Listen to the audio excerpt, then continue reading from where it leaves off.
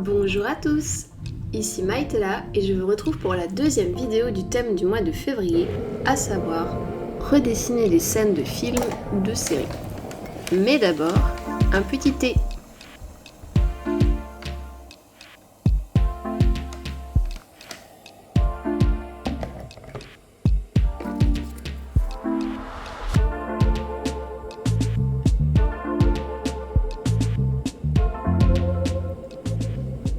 Chaque mois, je me donne un thème pour progresser en dessin et me challenger.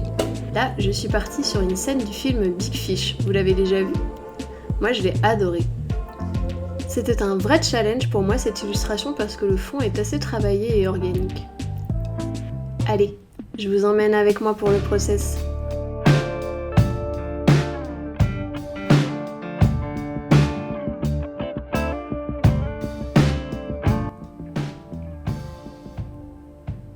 J'ai commencé par imprimer l'image que j'avais choisie et je l'ai décalquée sur du papier aquarelle avec ma table lumineuse. Ensuite, je repasse les personnages avec des liners de la marque Copic.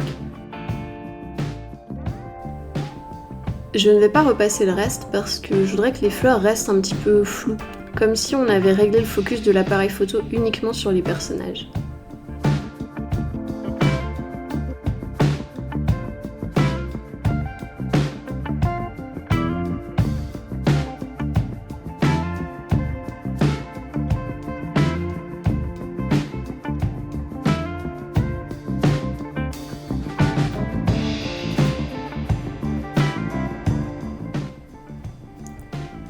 Je gomme légèrement mes traits parce que je veux pas que la couleur du crayon ressorte sous la peinture jaune et qu'elle se fasse emmener avec, ça risque de salir le papier.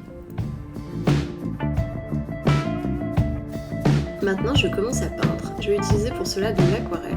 Alors je suis clairement pas une experte, mais d'une manière générale je vous conseille de toujours commencer par la couleur la plus claire. Ici j'applique une couche de jaune assez pâle que je pourrais toujours foncer en ajoutant des couches par la suite. Quand la peinture a commencé à légèrement sécher, j'ajoute des gouttes d'une teinte un petit peu plus sombre sur cette première couche pour qu'elle ne soit pas trop uniforme quand même.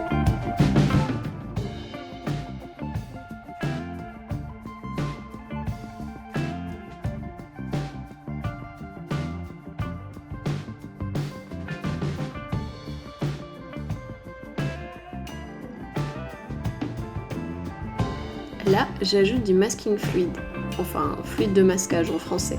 C'est une espèce de petite pâte assez liquide qui permet de préserver le papier aux endroits où on l'applique. Ça restera donc blanc à ces endroits-là. Comme j'ai beaucoup de zones très lumineuses au premier plan sur les jonquilles, j'ai décidé de tester comme ça.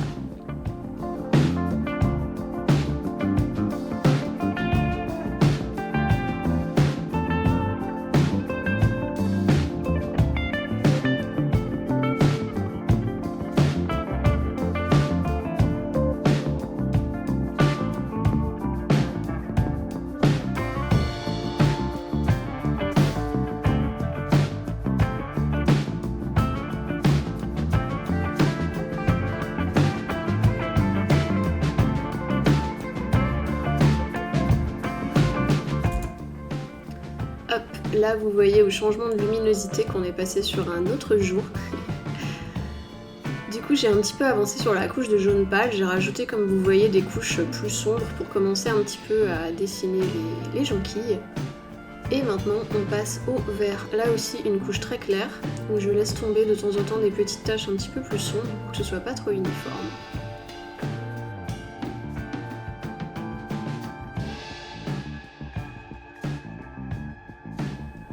Pour le moment, c'est assez facile, c'est vraiment que du remplissage.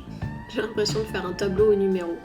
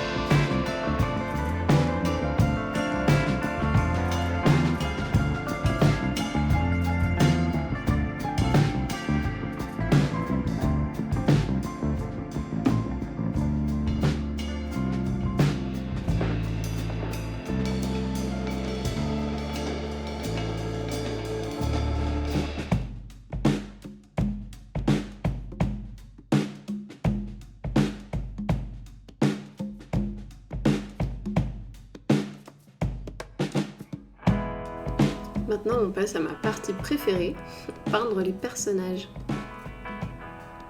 Là c'est la même technique, je vais commencer avec une base vraiment très claire et attendre que la couleur ait un petit peu séché pour pouvoir rajouter les zones d'ombre.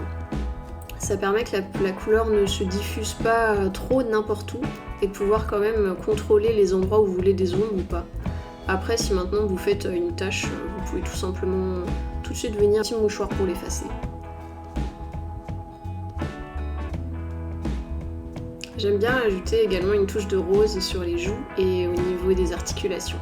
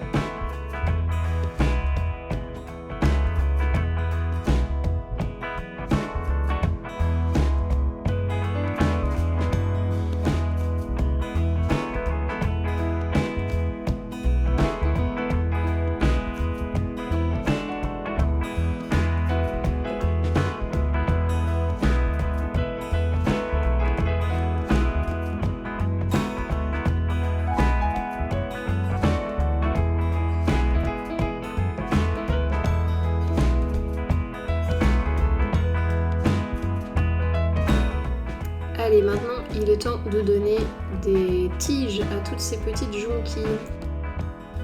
Je travaille avec la même nuance de vert, mais de temps en temps je la concentre un petit peu plus.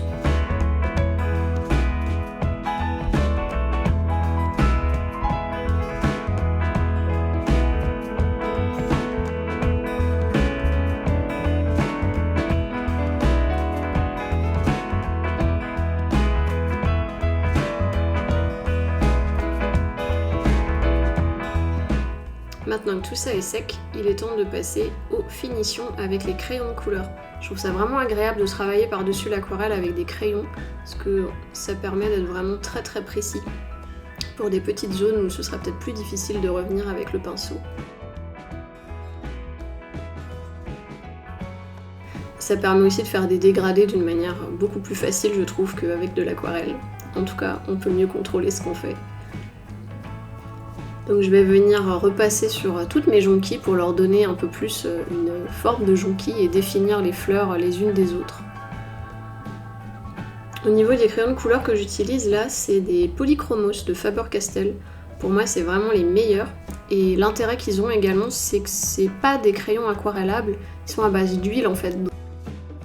Là, moi je l'utilise à la fin du dessin, mais si vous l'utilisiez et que vous vouliez repasser par-dessus de l'aquarelle, vous ne risquez pas d'emmener les couleurs avec, parce qu'ils ne sont pas solubles dans l'eau.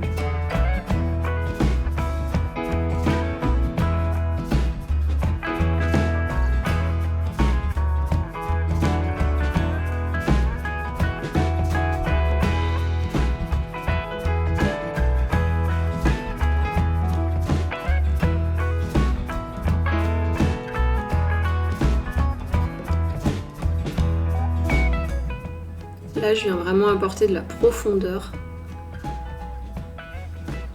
avec les différentes teintes.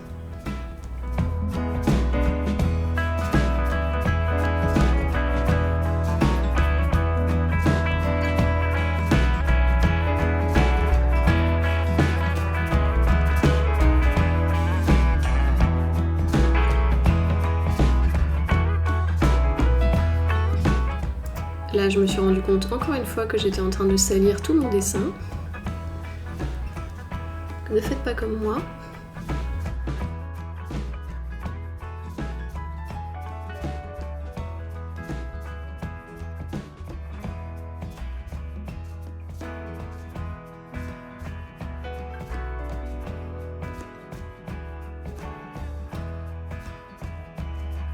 J'étais pas du tout satisfaite des ombres que j'avais faites à l'aquarelle sur le costume, donc je viens retravailler un peu tout ça par-dessus au crayon, en utilisant également un estompeur pour que les ombres soient un petit peu plus douces, du moins aux endroits où j'ai envie qu'elles le soient.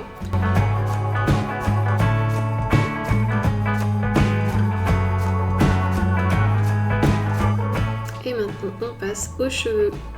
J'adore dessiner les cheveux. Et vous, c'est quoi votre partie préférée ?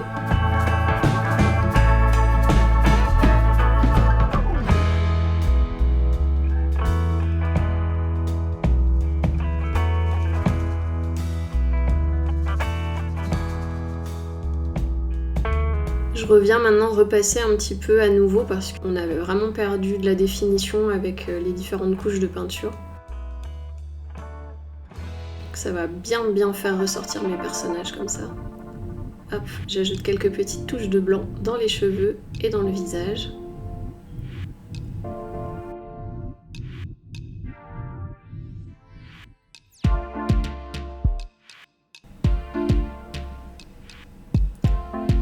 Et maintenant, c'est le moment de retirer le masking tape. Non, j'ai fait des saletés. Et voilà le résultat. J'espère que ce pas à pas vous a plu et que l'illustration vous plaît. En tout cas, moi, j'en suis plutôt satisfaite. C'était vraiment pas facile, je trouve, de faire ce fond, mais je trouve que ça rend vraiment bien.